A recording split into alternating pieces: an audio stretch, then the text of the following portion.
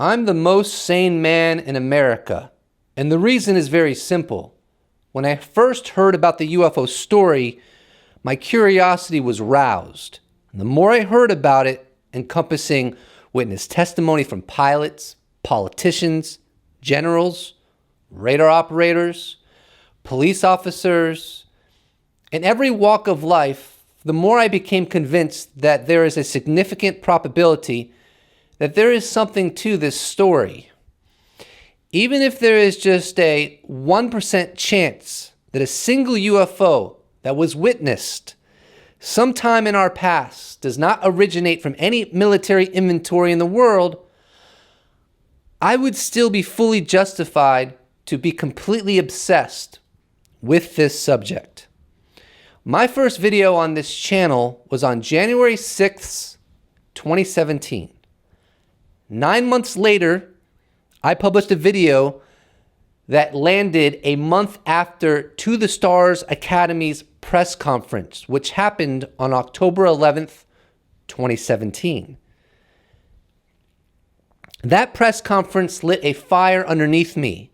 The following clip is from my first video after that press conference. Something of historical significance that will be discussed, literally, 1,000 years from now, assuming humanity makes it to that period, occurred on October 11th. Tom DeLonge, yes, the musician, held a live broadcast. And in that live broadcast, he had a team of scientists, former members of the CIA, the Department of Defense, people who were of the highest level of the US government, explaining what I'm trying to tell you, that we are not alone in the universe. The way I responded to that press conference only gives further weight to the intense degree of sanity that I possess. When you have a high-level former CIA officer, the former number 2 guy at Lockheed Martin Skunk Works, a theoretical physicist who has done work for the US government for decades, a career intelligence officer that headed a secret UFO study program that resigned days before that press conference, and a person that served 20 years in the federal government and was at one time the 3rd highest ranked person in the Pentagon in terms of intelligence, all coming together to tell the world that UFOs are real. The only sane response to that is to take serious note. And this channel personifies that I took serious note of what happened, and my assessment that this was going to lead to huge things has proven correct 42,833 times over. Again, I'm the most sane man in America. Here is another clip from that same video of mine. But the real beauty of this story is that you don't have to take my word for it, or even that of the Navy officer who described these events in an article you can find on the web by searching on Nimitz UFOs 2004 There I Was. Better yet, the US government itself can verify the events involving the USS Nimitz on November 14th, 2004. So the key to revealing whether or not there are advanced vehicles with capabilities far beyond anything made in America is now in the hands of the press and the public. The chairman of the Armed Services Committee and his counterparts on other congressional oversight committees can easily request a briefing to confirm the veracity of this story and the existence of other events of a similar nature. Congress has every right to review the documents generated by this event and request briefings by the military personnel involved. If the oversight committees have not already been briefed on this event and others like it, they clearly should be. How else can they adequately assess threats to our forces and our military requirements? There is nothing to prove here. These are just facts that need to be properly evaluated. Now, when I heard that from Chris Mellon for the first time, I recognized right there and then how huge that statement was, hence I put it in my first video post October 11th, 2017.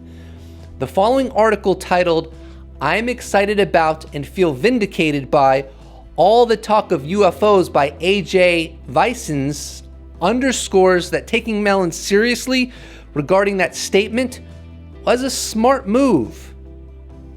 I guess I'm pretty smart.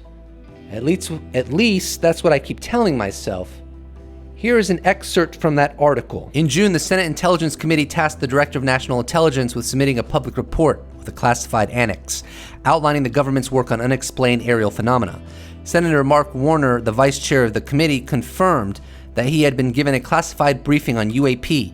The military and others are taking this issue seriously, Warner said, which I think in previous generations may not have been the case. A month later, Senator Marco Rubio, acting chair of the Senate Intelligence Committee, characterized it as a national security issue. "We have things flying over our military base in places where we're conducting military exercises, and we don't know what it is, and it isn't ours," Rubio said, adding that, frankly, if it's something from outside this planet, that might actually be better than the possibility novel aerial technology is being used by a foreign power. Excuse me? What? As someone who has closely followed this issue for years, the fact that two powerful senators are saying these sort of things in public with total earnestness is huge. Lo and behold, as that citation demonstrates, since that press conference, Chris Mellon and others have worked their stratagem in Washington to ensure that intelligence oversight committees have gotten briefed on UFOs. And the following is a fascinating tweet in which Mellon touches on how Congress was left in the dark on UFOs for a very long time. Regarding the requirement for the intelligence oversight committees to be notified in writing of major intelligence failures, the answer is no. They were not notified. Indeed, were kept in the dark about the UAP issue for years and were not happy to first see it in the New York Times. Now, I want to change gears.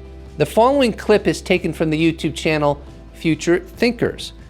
Prior to this clip, Dean Radin talks about how there have been surveys given to the general population as well as to scientists and engineers asking what they believe in regards to psychic phenomena. That said, most of those surveys didn't ask why they believe and what psychic experiences they have had themselves. Here, he talks about the survey he initiated online, which does ask them why they believe in psychic phenomena and what experiences they have had themselves. So we developed a list of 25 different kinds of experiences that people would call psychic. And then part of the survey was to say which one of these 25 or more than one have you ever experienced yourself? So among the general population, 94% of the people said they had at least experienced one of the 25. 94%. Wow.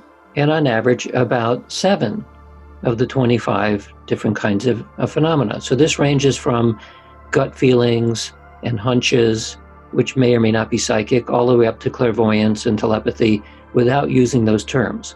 So we never use the term psychic anywhere in this. We simply described experiences that people have. So then our main interest was what happens when you go to scientists and engineers who are not taught about this stuff at all. And if they learn anything about it in school, they learn that to dismiss it as superstition.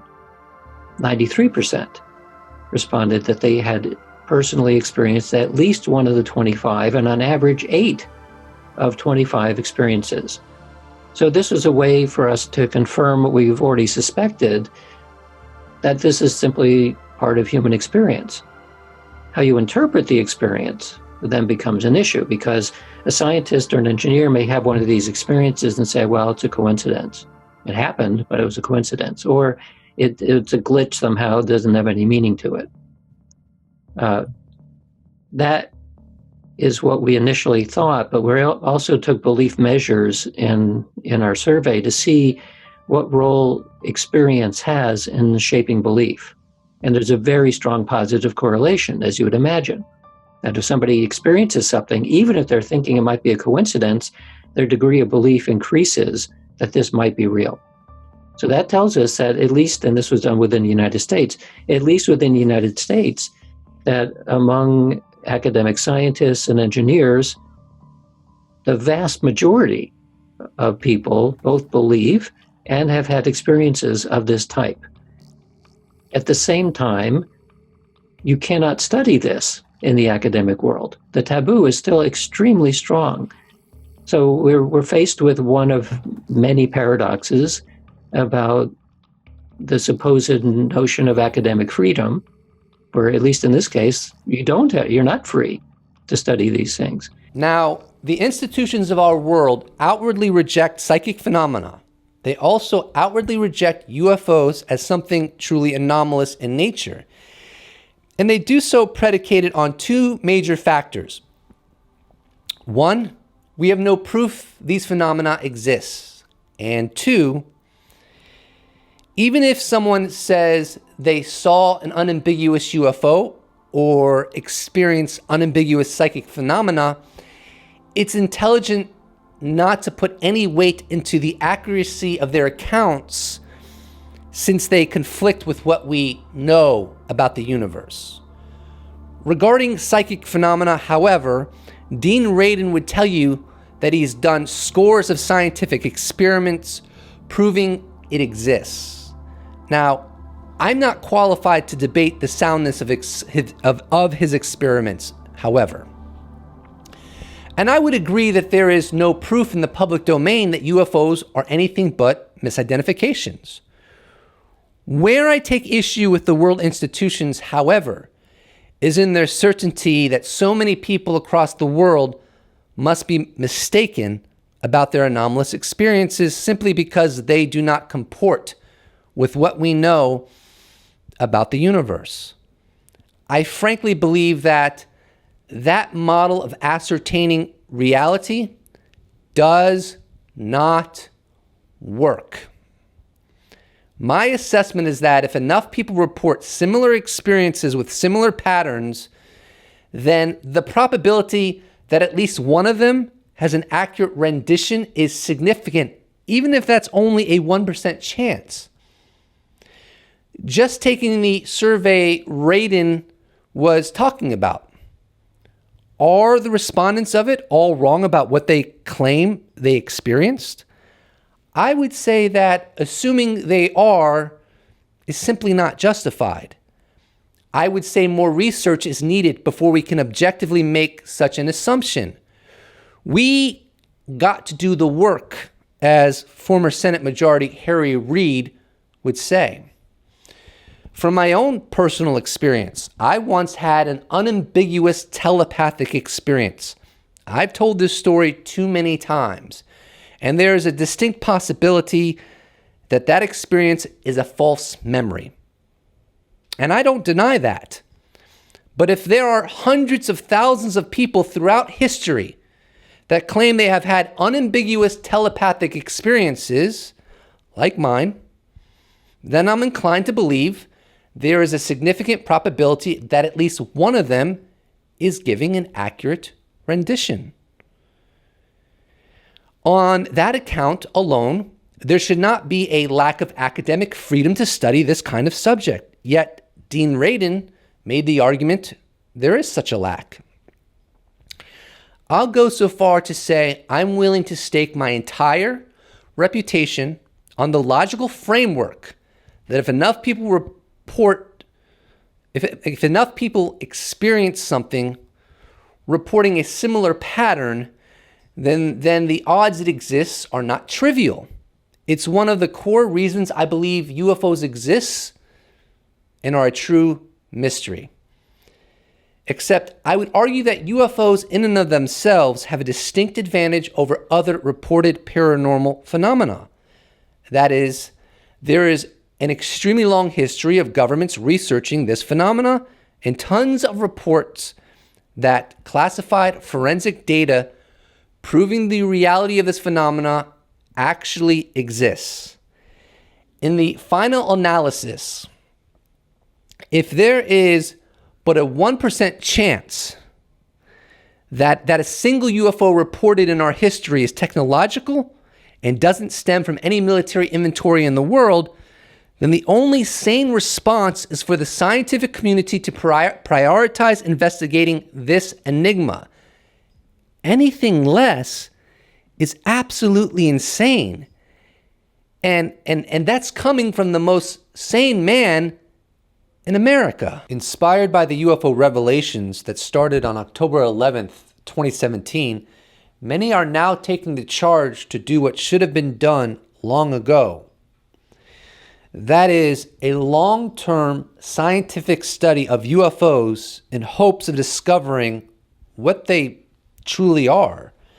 Here is an excerpt from an article titled "Unidentified Witness Looks to Crowdsource Own Sky Hub Project" by the blog Punk Rock and UFOs, written by Mike DeMonte. SkyHub hopes to create a verified data set related to atmospheric events, including but not limited to the flight characteristics of objects in the sky, said Chair of the Science Advisory Board, Chris Cogswell. This data will then be used to silo known observables based on the flight and other characteristics we gather on those objects. So, for example, a commercial airplane will have a limited range of velocity, acceleration, and height available to it. It will tend to take straight line or very narrowly curved paths, etc. By taking this observable data with other collected data, for example, flight information on aircraft in the area, known flight patterns on commercial craft, signifying markings on the object itself, we can then categorize this craft as a known commercial airliner. Over time, by collecting thousands of these events, we can create a view of what an average commercial aircraft looks like to our devices, as well as other common events, insect, bird, military craft, etc. By then applying these heuristics to other events, we can begin to decrease our number of collected unknowns, hopefully ending up with a data set of events which we cannot easily categorize. These events will then be used to compare and contrast to themselves to see if there are similar heuristics available to these unknowns. It is likely that 99% of the events captured will eventually be considered categorized, but that is the point of attempting to get as much data from as many different tracker devices as possible. I am confident that the more we learn about UFOs, the more sane we as a civilization will become. Special thanks to all my patrons and YouTube members, to all my subscribers, to anyone who's ever liked or commented or shared on social media one of my videos, anyone who's ever rung the bell to get notifications. I couldn't do this without you. Thank you for your support, and I look forward to seeing you in the next episode.